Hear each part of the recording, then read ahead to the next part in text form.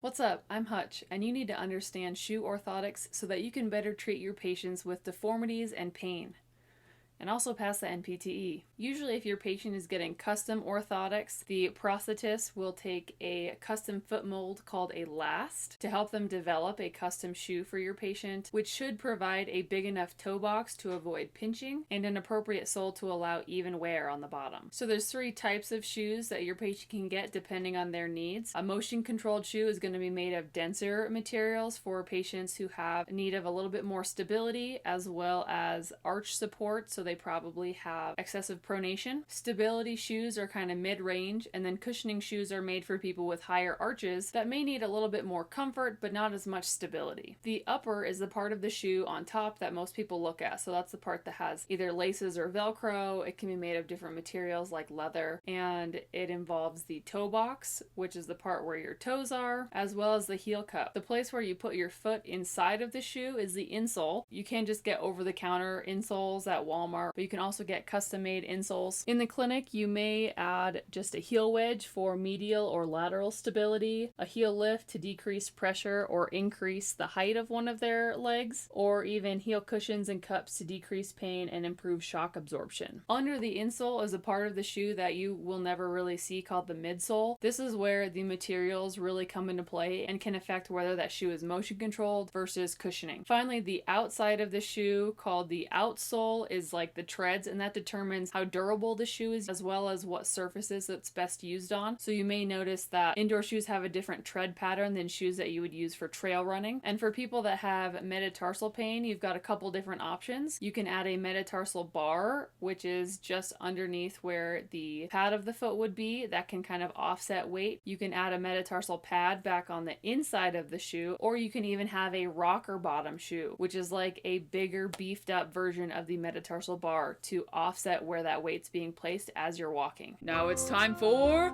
NPT Jeopardy! Pause the video now if you want time to read and think about the question. Otherwise, you've got 5, 4, 3, 2, 1.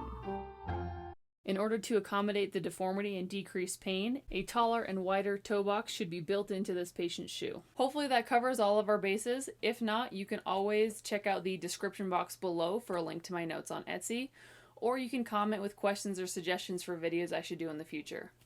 Otherwise, good luck studying and go change the world.